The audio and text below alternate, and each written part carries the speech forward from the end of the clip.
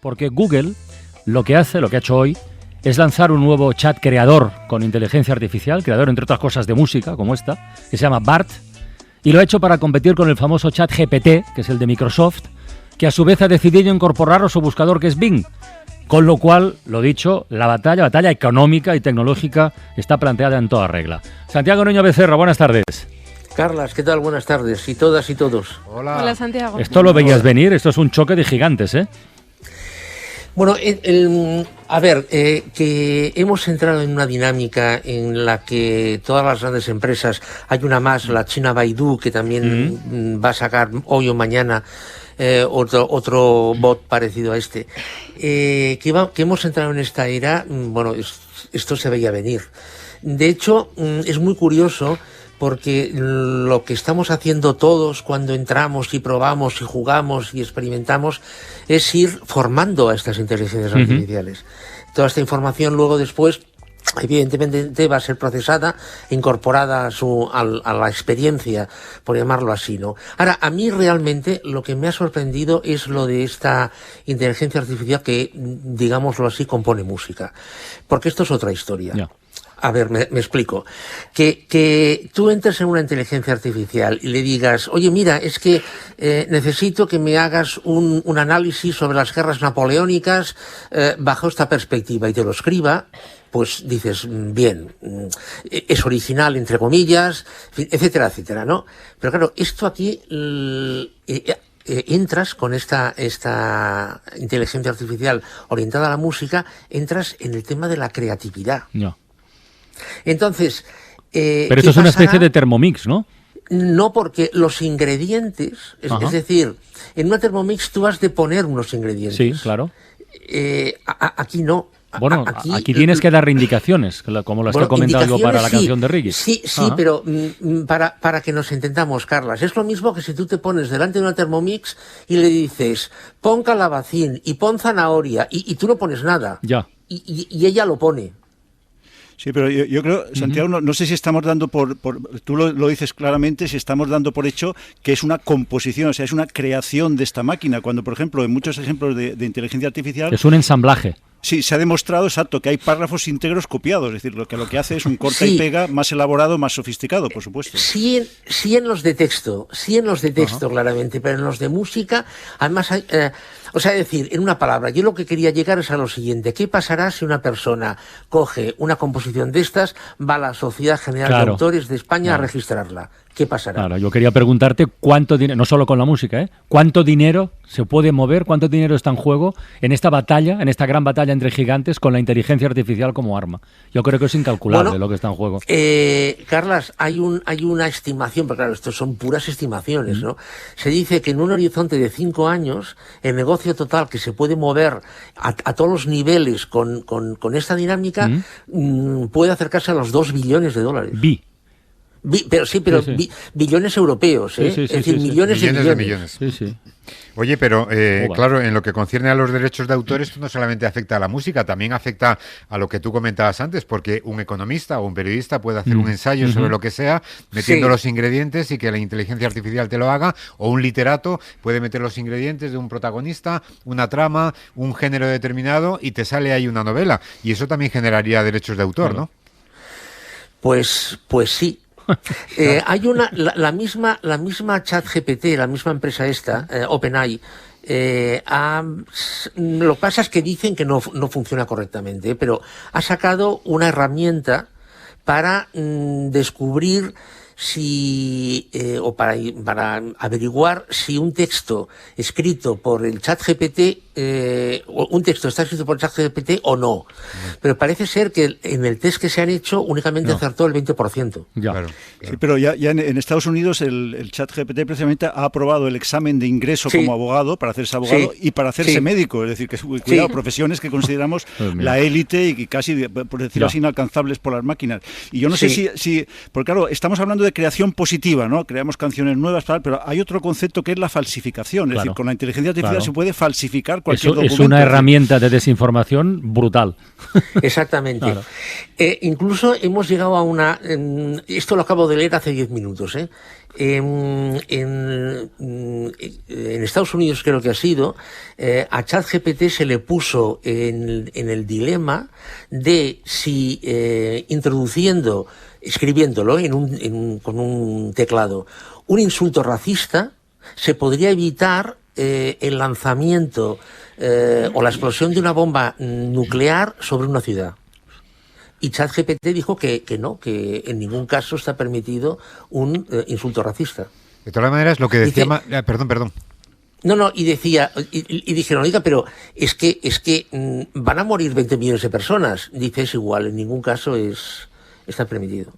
Claro, que antes lo que decía Matías no se refería tanto a la desinformación, sino a la falsificación de documentos. Es decir, que tú, por ejemplo, puedas fabricarte un título de doctor en Derecho por la Universidad Complutense o por Harvard, ¿no? Y lo puedes hacer de una manera tan perfecta que cuele. Es verdad, Matías, que eso ya inteligencias naturales lo han hecho. Sí.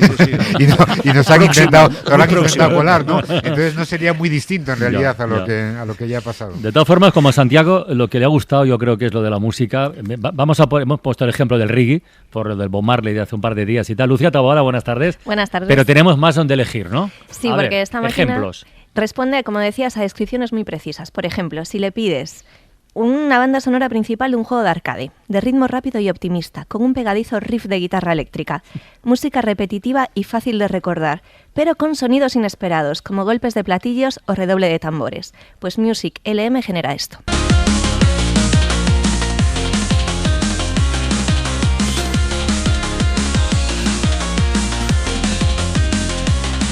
Otro ejemplo, una pieza musical... Esta es menos elaborada, parece, ¿no? Sí, es más básica, igual. Sí.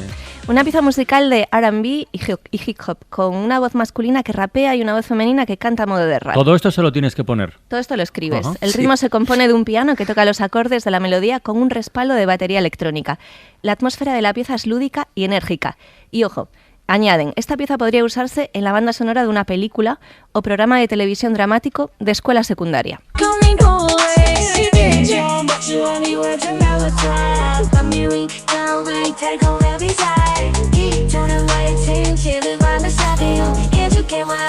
Yo creo que le han puesto demasiadas cosas. Igual lo he metido demasiado en la coctelera. ¿O preferís algo? Di, Santiago, di. No, yo de todo esto que estamos hablando y nos estamos riendo, etcétera, etcétera, yo solamente quiero recordar que el ChatGPT ha salido hace 2 meses claro. y que es un bebé en pañales. Sí. Dentro de 15 años, ¿qué pasará? O de 5. Claro. Y que Kasparov se reía de los ordenadores que jugaban al ajedrez, ¿no? Hasta que fue derrotado por uno, ¿no? Exacto. Bueno, tenía otro ejemplo, un poquito más épico. Le Épico, pides a la máquina, épico. una banda sonora épica con instrumentos orquestales, pieza que genere tensión y un sentido de urgencia, con un coro a capela cantando al unísono, con una sensación de poder y fuerza. Pues sale esto.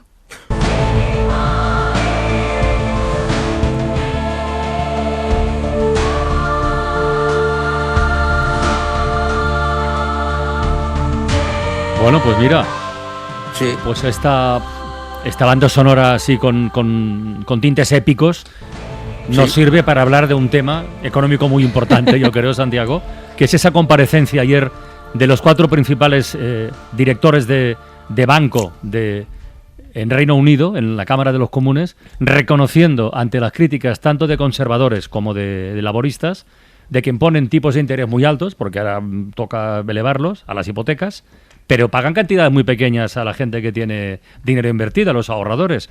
¿Qué te ha parecido esto? ¿Es un mensaje a lo mejor para tomar nota, Santiago? ¿Está cambiando algo? A ver, yo pienso que la banca se está encontrando ahora en una situación semejante a la que se encontró en el año 2008-2009. Es decir, un tema de reputación. Claro. ¿Qué quiero decir con esto? A ver, que la banca esté obteniendo más beneficios es totalmente lógico si jugamos a las reglas del sistema capitalista. Entonces, suben los tipos de interés, la banca... Bueno, en fin, no lo explico porque ya es conocido. Remunera un poco los depósitos, o nada. Claro, porque aún sobra dinero. ¿Cuál es el problema? El problema es que aunque las personas esto que yo acabo de decir lo puedan entender, al final la conclusión final ¿cuál es? Sí, pero vosotros estáis ganando muchísimo dinero y yo tengo que mirar mis números para llegar a fin de mes. No, hasta el punto con lo de que, cual sí. se sienten la población se siente agredida. Hasta el punto de que el eje del discurso de Joe Biden de esta madrugada, el eje ha sido atacar a las grandes empresas, empezando por supuesto por las financieras y sus ventajas. Yo, Santiago, te quería preguntar, ahora mismo... Acabamos de escuchar, por cierto, perdona Matías, por si algún oyente no lo ha escuchado, a la presidenta de la Comunidad de Madrid, Isabel Díaz Ayuso. Se le ha quedado pequeño ya. Confirmar que Pedro Sánchez se le ha quedado enemigo pequeño. Nada. Y ha criticado a Joe Biden por el anuncio, por la voluntad de subir impuestos. Dice, se va a arrepentir. Se va a arrepentir, sí. Bueno, es que las presidentas de la Comunidad de Madrid tienen una tendencia a conseguir estos másteres. Es que esta mañana, perdón otra vez, esta mañana Javier Ruiz lo contaba, lo explicaba muy bien hoy por hoy. O sea, que pasó ayer en la Cámara de los Comunes en Reino Unido y que ha ocurrido en otros países europeos, bueno, y ahora en Estados Unidos, digamos que es un cambio de tendencia con lo de los ultrabeneficios de los bancos, aquí un impuesto a la banca, etcétera, etcétera. Esto lo está aceptando casi todo el mundo occidental, digamos, a izquierda y a derecha, menos en España. Esto aquí, de momento, políticamente no está bien visto, como acabamos de confirmar. Y ya no te corto más, Matías. Sí, perdón. Era una pregunta a Santiago. O sea, ahora mismo el ahorrador paga, como has insinuado, por tener su dinero en el banco. Es un almacén de dinero y nada más. Entonces, mi pregunta es, ¿mi dinero, el que yo tengo en el banco y por el que estoy pagando, es un negocio para el banco? Y si es un negocio, ¿por qué no cobro en vez de pagar? Bueno, los particulares, las empresas sí, pero los particulares que yo sepa, no hay ningún banco en España que les cobre. Hablo de particulares, empresas sí. Bueno, sí, evidentemente. Es decir, con el dinero que tú tienes como particular en un banco, el banco evidentemente está haciendo negocio. Claro, ¿cuál es el razonamiento? Yo a usted no le pago, si no le interesa, sáquelo. La conclusión es esta, ¿no? Ya, pero es que eso es imposible en estos momentos, Santiago Niño, porque es que, quiero decir, claro, tú no puedes establecer un contrato con una gran compañía si no tienes una cuenta corriente, no puedes cobrar una nómina si no tienes una cuenta corriente, no puedes pagar un alquiler si no tienes una cuenta corriente. Es que esta es la gran trampa. No, digo, sáquelo y busque otro sitio, otro banco donde le den una remuneración por su depósito, por su ahorro. Ya, claro, pero si todo el mercado está igual, claro.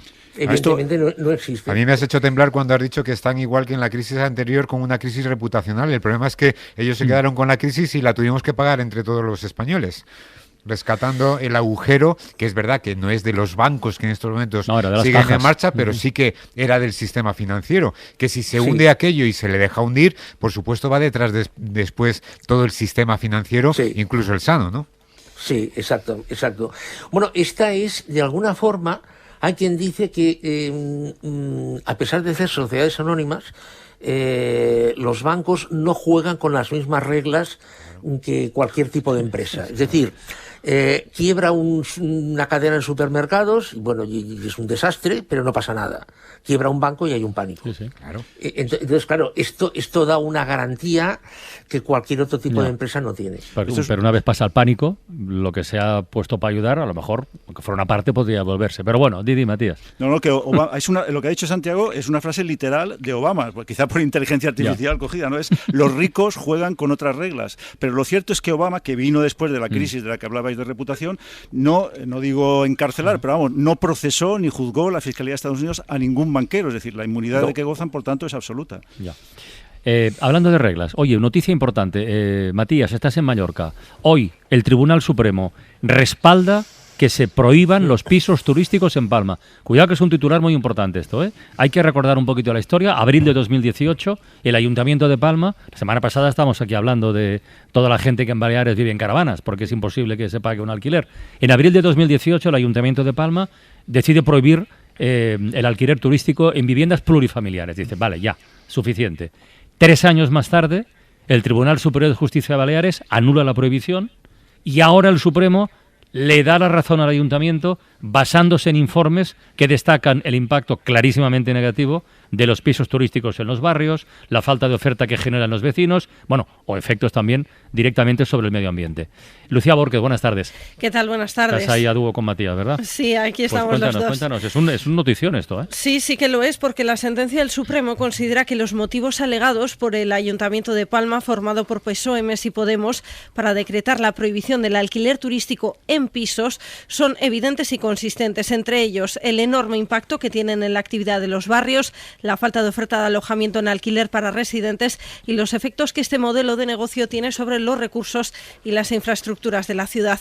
Los jueces tumban la sentencia del Tribunal Balear. Creen que el dictamen, tal y como se había redactado, viene a declarar todas las viviendas de la ciudad como aptas para desarrollar el alquiler turístico, es decir, Palma convertida en un gran hotel. E insisten en que el Ayuntamiento no ha prohibido desarrollar la actividad económica del alojamiento turístico, sino que solo ha impedido ampliar su práctica a lugares que no están concebidos para ello, como son los pisos o apartamentos en edificios de viviendas. El Supremo es claro con el diagnóstico. ¿Crees que es notoria que la escasez de vivienda residencial y su elevado coste está dejando las islas sin médicos, sin profesores y sin funcionarios? El alcalde de Palma, el socialista José Isla, se mostraba esta mañana satisfecho. Cree que la corporación municipal arriesgó al ser pionera en tomar una medida contundente y además ha mandado hoy un recado al resto de administraciones. Y creo que también esto nos tiene que animar en otras normativas que están tramitándose o futuras, como por ejemplo la que respecta a los alquileres y que yo creo y considero, y hemos dicho muchas veces como equipo de gobierno, que tendría que ser también en este aspecto valiente y entrar en la limitación al precio del alquiler en determinadas zonas y que fuésemos los municipios que pudiésemos decidir cuáles. Pedía el alcalde valentía para meter mano a los precios del alquiler y que se permita a los ayuntamientos también poder decidir sobre ello. Bueno.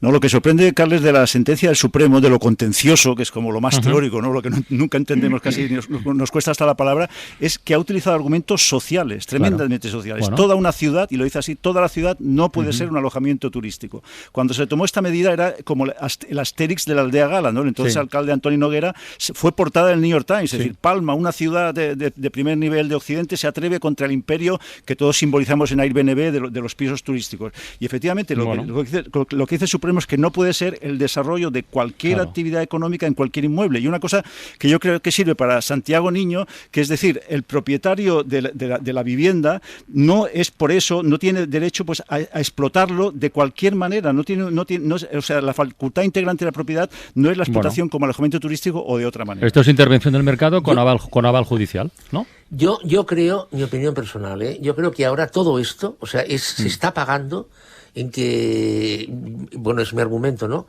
que España no haya tenido una política de vivienda pública. Entonces, claro, ahora están saliendo rotos por todos lados, todos lados. Oye, y otra sentencia del Supremo, por comentarla simplemente, que ha generado muchísimo ruido, es prolongar el permiso a la fábrica de celulosa Sence en la ría de Pontevedra. Sabéis que esto es un litigio larguísimo, que incluso a Rajoy le declararon persona non grata por haber prorrogado el permiso de funcionamiento. Bueno, pues el Supremo ha dado la razón a la empresa y le da permiso, creo que es hasta 2073. Hay mucho ruido estos días ahí en esa zona. Los miércoles, cuando coinciden Matías Valles y Santiago Niño, se está convirtiendo en un clásico que hagamos referencia a lo que escribe Matías en el Diario de Mallorca. Esta mañana en el Congreso, uno de los momentos, digamos, más celebrados o más comentados, ha sido cuando la vicepresidenta Nadia Calviño ha dado a entender que ya va al supermercado, bueno, que sería absolutamente normal, y que ya bueno, no te rías, y que ya ha constatado en primerísima persona lo de la estabilización de los precios y tal, no sé cuál. Entonces escribe Matías, titular del artículo: si Calviño va bien, España va bien. Dice, no, espera, que si no, ha costado años que calara la contradicción esencial de los barómetros mensuales del CIS. Cuando se pregunta cómo marcha la economía española, los encuestados coinciden mayoritariamente en que nos encaminamos al desastre. Al virar ligeramente el interrogante para indagar sobre la situación individual del sondeado, se engalla para destacar que sus dineros particulares marchan como una seda. España se hunde en su conjunto, pero los españoles van de maravilla. El encuestado consigna así, prosigue Matías, que el país no está a su altura y que las cosas irían mejor si sus vecinos siguieran sus recetas personales.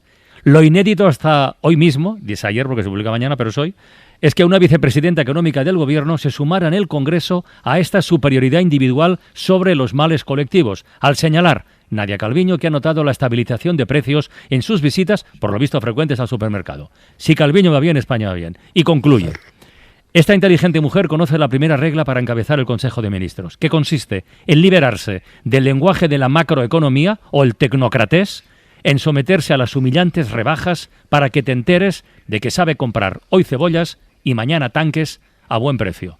Por algo, ella es vicepresidenta y tú no. ¡Hala! Matías, firma. Sí, es que me ha parecido muy... Bueno, oye, ¿muy claro, qué? Está el peso de la experiencia personal y, cuidado, expuesto en el Congreso. Es decir, no a veces que dices una entrevista, por ejemplo, incluso radiofónica, donde la has pillado infraganti o se deja llevar por la propia intimidad del ambiente. No, pronunciado oficialmente frente al Partido Popular, que por supuesto se lo ha reprochado. Y yo creo que lo que mide, y por supuesto falta la opinión de Santiago, es el peso de la situación personal de cada uno en la valoración económica del conjunto, ¿no? Porque ella traslada su experiencia personal a todo lo que está pasando en España ahora mismo. Sí, a ver, yo tal y como lo veo, actualmente lo que se están buscando son argumentos. Es decir, la macroeconomía, los datos generales pintan una situación. Vayamos a la OCDE, al Fondo Monetario Internacional, etcétera, etcétera. Una situación de la economía española en su conjunto que evidentemente no es buena. No es buena. De hecho, ya, por ejemplo, se está diciendo que cuando el INE revise los datos de crecimiento del cuarto trimestre del año pasado, saldrá algo muy distinto de lo que se publicó en un principio. Lo que pasa es que el mensaje que se quiere trasladar, y ahora vosotros que sabéis mucho más de esto, podéis decir si es un tema de por qué hay elecciones este año o no sé, pero lo que se está intentando es, de alguna forma, no mentir, porque no se miente, pero se buscan datos concretos para explicar situaciones generales. Yeah. Es decir, se trasladan datos concretos a experiencias generales. Lo estaba buscando ahora mientras hablábamos, pero no lo encuentro. Hoy el diario Ara publica un informe. Ha recorrido... no recuerdo cuántas, un montón de grandes superficies, varios días, para ver el impacto desde que empezó la rebaja del IVA en ciertos alimentos. Sí. Y en un montón de puntos de venta ya quedaba absorbido la rebaja del IVA. Es decir, la noticia fue: se baja el IVA de ciertos alimentos y esto va a tener un impacto sobre el bolsillo de tantos euros. Pero luego después no ha habido un seguimiento, a nivel, me refiero, gubernamental, ¿eh? Yeah. No ha habido un seguimiento de esta situación. A ver qué pasa X días después. Pues debería, ¿no? No se ha hecho. Ya. Es que Calviño lo ha mencionado y por su propia experiencia personal ha dicho que lo del IVA ha funcionado, pero otra vez diciendo: yo he ido al supermercado y he visto que han descendido los precios de los alimentos o productos, los productos que se bajó el IVA, porque ella lo ha comprobado en su experiencia personal. En firmas norteamericanas como Apple se prohíbe a los ingenieros de diseño que comenten sus avances con el vecino, porque claro, el vecino te influye y acaba por decidir la forma del diseño cuando hay gabinetes de estudio complicadísimos que se dedican a esto. Entonces, a mí lo que me sorprende es que Calviño, que es la voz de Bruselas en el gobierno, o sea, como la voz de toda Europa, de toda la macroeconomía, de todas incluso las instituciones financieras, en el sentido más noble del término, pues descienda, ¿no?, al argumento de mi visita, yo y el supermercado. Hombre, lo que pasa es que está cansada ya de escribir argumentos a base de cifras. Lo hace sesión parlamentaria tras sesión parlamentaria, como lo hacía Yolanda Díaz con el portavoz del PP, con Pablo Casado. Quiero decir, esto lo están haciendo y como efectivamente dicen, bueno, los datos a lo mejor dentro de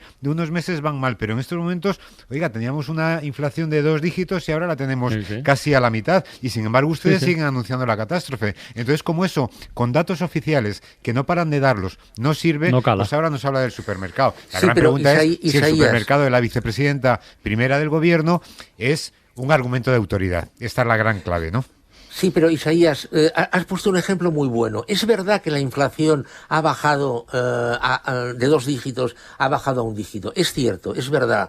Pero también es verdad, y esto no lo dicen, que la inflación subyacente, que es la sólida, quitando la energía y los alimentos no procesados, desde enero del 2021 no cesa de subir.